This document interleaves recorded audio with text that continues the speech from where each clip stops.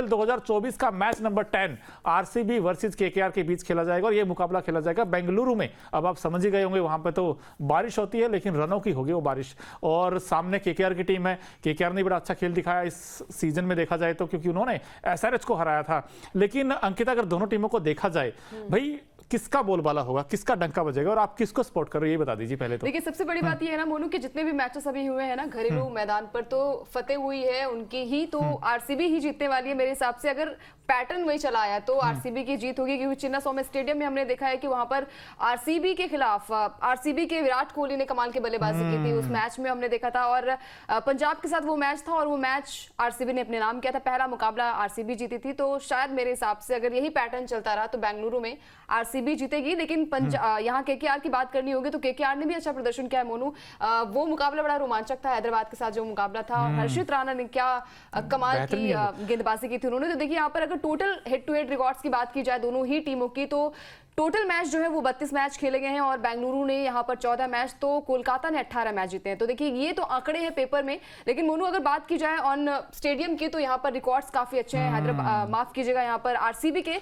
तो मेरे हिसाब से अगर यही पैटर्न चलता आया कि होम ग्राउंड का बेनिफिट मिलने वाला है तो आरसीबी की टीम जीतने वाली है, जीत सकती है। लेकिन भाई एक और चीज बड़ी इंपॉर्टेंट है, पहले दोनों टीमों की प्लेइंग 11 जान लेते हैं कि किस टीम के पास क्या कॉम्बिनेशन हो सकता है। क्योंकि देखिए, केकेआर की बात करें तो वहां पर और बेंगलुरु में भी देखिए, Faf du Plessis, Virat Kohli, Rajat Patidar, Cameron Green, Glenn Maxwell, Anuj Rawat, Dinesh Karthik जो कि पिछले मैच के हीरो थे दोनों प्लेयर, और अल्जारी जोसेफ क्या चेंज करेंगे या वही सेम कॉम्बिनेशन रहेगा। कोलकाता में भी देखिए कई सारे ऐसे खिलाड़ी हैं, फिलिप शाल्ट ने जो अच्छा स्टार्ट दिया था, सुनील नारायण क्या इस बार वो ओपन करेंगे या वेंकटेश अय्यर से कराएंगे, ये भी सवाल रहेगा। अय्यर कैप्टन इस टीम के, नीतीश राणा होंगे, रमनदीप सिंह ने बड़ी अच्छी नॉक खेली थी पिछले मैच में, रिंकू सिंह वो फिनिशर होंगे, आंद्रे रसल का तो हम सब जानते हैं भाई, रसल तो मसल देते हैं, हर्षित राणा, मिचेल स्टार्क और वरुण चक्रवर्ती, ये कुछ प्लेइंग 11 संभावित हो सकती है दोनों टीमों की। अब इसमें अंकिता, मैं आपसे ये पूछना चाहता हूं भाई, रजत पाटीदार ये सबसे बड़ा कंसर्न है आरसीबी के लिए, क्या किया जाए इस प्लेयर का?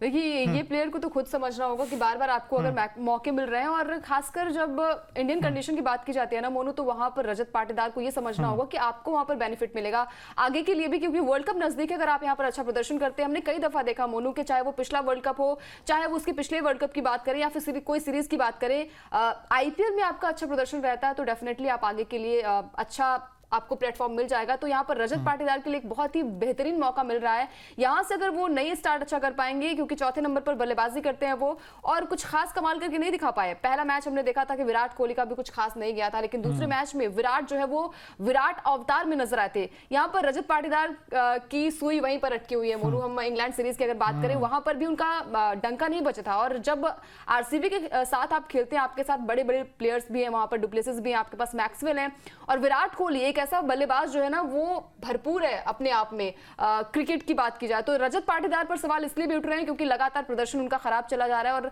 चलिए, वो फॉर्मेट अलग था, सीरीज अलग थी, टेस्ट सीरीज थी, और ये फॉर्मेट अलग है, T20 फॉर्मेट है। यहाँ पर भी अगर आपको बल्ला नहीं चलाना तो शायद हैदराबाद से सीख लेनी चाहिए इन्हें। बिल्कुल सीख लेनी चाहिए। लेकिन भाई ये भी इंपॉर्टेंट हो जाता कि भाई ठीक है, आरसीबी की अच्छी टीम है क्योंकि पिछला मैच पंजाब के साथ जीत कर आई थी, क्या वो विनिंग मोमेंटम को बरकरार रख पाएगी, एक सवाल रहेगा। तो ऐसे में भाई दोनों टीमों की ताकत और कमजोरी क्या है, उन पर भी एक नजर डाल लेते हैं। भाई दोनों टीमों में आपको क्या लगता है, क्योंकि हमने आरसीबी की हम बात कर लेते हैं सबसे पहले, क्योंकि आरसीबी हॉट फेवरेट है, क्योंकि घर पर मैच है, तो ऐसे में फैंस भी बड़े एक्साइटेड होंगे आरसीबी को देखने के लिए। लेकिन सेंटर ऑफ अट्रैक्शन कौन रहेंगे, फिर से विराट कोहली, क्योंकि पिछले मैच के 77 बनाए थे 49 बॉल में। वो मतलब एक जो कहते हैं ना कि यार पूरा चेंज कर दिया मैच, वो वाली इनिंग थी, क्योंकि एक एंड से विकेट गिरते जा रहे थे कंटिन्यू, लेकिन विराट कोहली अंगद के जैसे पांव जमाकर एक एंड पर खड़े हुए थे और क्या आउटस्टैंडिंग नौ खेली, 77 के पूरा मैच बना दिया। हालांकि बाद में आके दिनेश कार्तिक और लॉमरोर ने का जो शोर मचा था वहां, क्योंकि बल्ले से बड़ा शानदार पारी खेली दोनों बैट्समैनों ने, लेकिन जो फिनिशिंग टच दिया वो दिनेश कार्तिक ने दिया। मिडिल ऑर्डर स्ट्रांग है अंकिता आरसीबी का,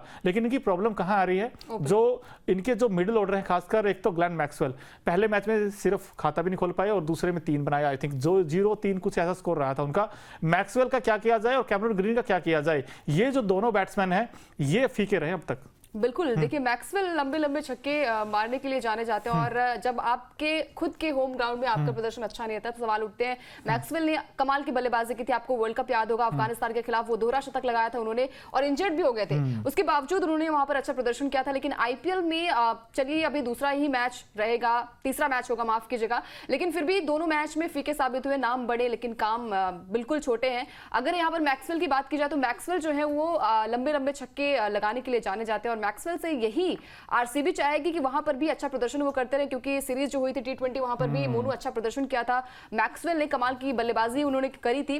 तो कैमरन ग्रीन जो कि मुंबई से लाए गए हैं आरसीबी, अब इतने करोड़ों में बिके हैं, उम्मीद तो यही रहेगी ना हर फ्रेंचाइजी की कि बल्लेबाजी अच्छी करे, उनकी टीम को जीत दिलाएं और जो ट्रॉफी का सूखा है अभी क्या वो खत्म कर पाएंगे। बल्लेबाज केजीएफ के नाम से जाने जाते हैं, कोहली, ग्लेन मैक्सवेल और फैफ डुप्लेसिस, इसके अलावा कैमरन ग्रीन का नाम भी जुड़ गया है। तो क्या लग रहा है आपको कि कैमरन ग्रीन जो है वो कुछ कमाल करके दिखाएंगे इस मैच में? भाई ग्रीन प्लेयर बड़ा अच्छा है और पता नहीं क्यों भाई आरसीबी का अगर आप हिस्ट्री उठा के देखोगे तो भाई नाम पे जाते हैं, काम पे नहीं जाते हैं, क्योंकि बहुत बार हमने देखा इतने बड़े बड़े धुरंधर प्लेयर इन्होंने शामिल किए, लेकिन कई बार ऐसा होता है कि यार ऊंची दुकान और फीका पकवान, हमने बहुत बार देखा है। क्या आज भी कैमरन ग्रीन का जो फॉर्म है वो कहीं ले तो डूबेगा आरसीबी को? क्या इनका सपना चूर तो नहीं हो जाएगा? क्योंकि हर बार वो आरसीबी उम्मीद लेके आती है कि भाई हम टॉप 4 में जाएंगे, हम चैंपियन बनेंगे, लेकिन इस बार दोस्तों करना क्या होगा आरसीबी को ऐसा कि भाई इस बार तो टॉप 4 में चले जाए? आप भी बताइए, अंकिता से पूछता हूं मैं, क्योंकि इनका हमने वीक लिंक बताई, रजत पाटीदार का फॉर्म, ग्लेन मैक्सवेल के रन और कैमरन ग्रीन का बॉल और बैट दोनों से फ्लॉप शो अभी तक हमने देखा है।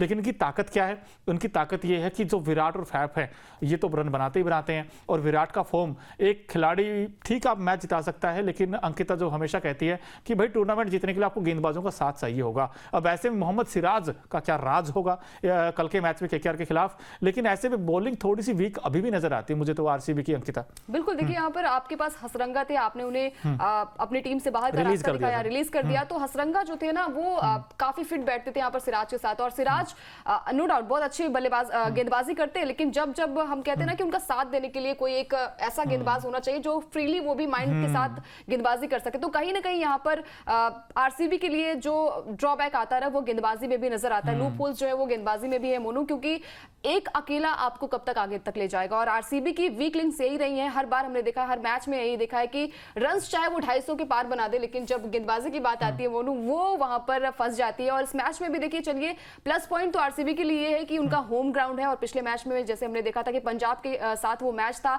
लेकिन वहां पर भी टफ कंपटीशन था। अगर यहाँ पर दिनेश कार्तिक आउट हो जाते मोनू तो शायद मैच का रुख कुछ और हो सकता था, और वहीं से ये कड़ी टूट जाती होम ग्राउंड की, क्योंकि अभी तक जितने भी मैचेस हुए हैं 8 मैच खेले गए हैं, कल जो मैच हुआ था वो भी होम ग्राउंड में हुआ था हैदराबाद के, तो सभी मैचेस जो हुए हैं वो घरेलू मैदान पर खेले गए थे, वहां पर फतेह हासिल हुई। तो देखिए यहाँ पर आरसीबी के लिए प्लस पॉइंट ये है कि, लेकिन यहाँ पर हर्षित राणा को याद करना होगा। हर्षित राणा ने जो कि युवा गेंदबाज है केकेआर का, और क्या कमाल की गेंदबाजी की थी, और वो मैच जो था अपनी तरफ लाने के लिए उन्होंने 13 रन डिफेंड किए। तो सबसे बड़ा चैलेंज जो है वो अभी तो अगर ऑन पेपर देखा जाए मोनू तो मेरे हिसाब से केकेआर की टीम कहीं ज्यादा स्ट्रांग नजर आती है। अच्छा, मतलब दोनों टीमों को कंपेयर किया जाए तो आपको केकेआर की टीम ज्यादा स्ट्रांग नजर आती है।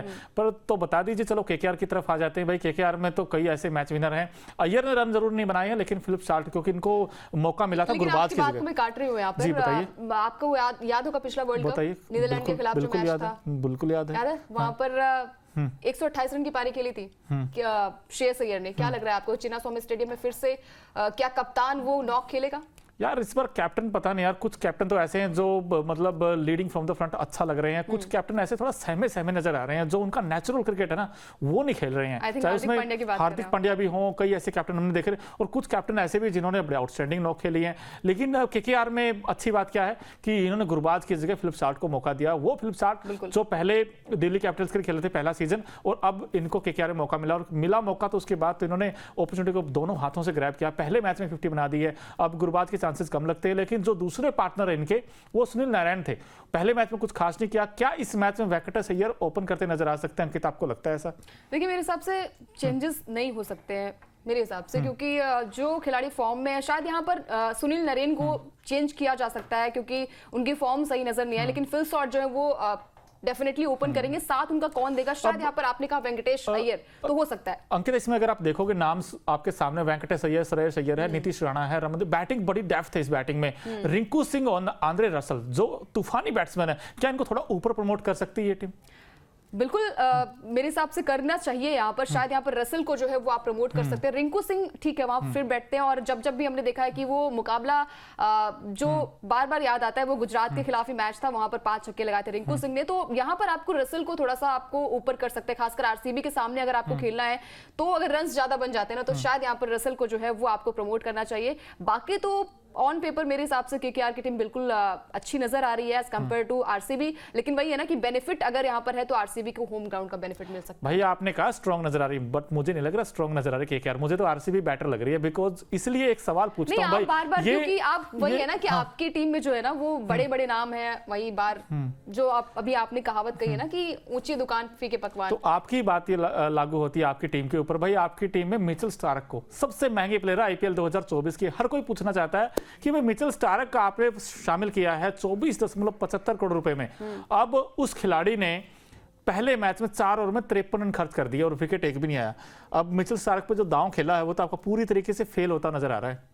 बिल्कुल, मैं तो विदेशी प्लेयर के खिलाफ ही रहती हूँ, क्योंकि आप बड़ी रकम में खरीदते हैं लेकिन उस तरीके का प्रदर्शन नहीं रहता है। जब चाहे बात यहाँ पर पैट कमिंस की जाए, कल के मुकाबले में चलिए वो मैच जो है वो गेंदबाजी से नहीं बल्लेबाजों ने जिताया वो आपको मैच, चाहे वो हेनरी क्लासन, चाहे अभिषेक शर्मा की फॉर्म हो या फिर यहाँ पर ट्रेविस हेड का वो तूफान रहा हो। लेकिन जो बड़े प्लेयर्स होते हैं ना, जैसे कि पैट कमिंस थे और मिचेल स्टार्क जिन्होंने ऑस्ट्रेलिया को जिताया था और वहां पर अहम योगदान भी दिखाया था, तो मिचेल स्टार्क बार बार ये चीजें होती है ना कि आप बड़ी रकम में खरीदे जाते हैं और उम्मीदें होती है फ्रेंचाइजी को कि भाई शायद इस बार हर एक टीम यही चाहती है मोनू की ट्रॉफी वो जीते। तो यहाँ पर मिचेल स्टार्क जो है वो बड़े महंगे साबित हो रहे हैं। पिछले मैच में भी कोई विकेट नहीं चटकाई थी, बड़ा महंगा ओवर उनका साबित हुआ था। और इस मैच में भी देखिए यहाँ पर आपकी बल्लेबाजी या गेंदबाजी यही चीजें होती है कि आपको कौन जिता पाएगा। आरसीबी से हमेशा उम्मीद रहती है मोनू की वहां बल्लेबाजों ने मैच को जिताया, लेकिन यहाँ पर केकेआर की अगर बात की जाए ना तो वो रसल की पारी याद आती है हमेशा।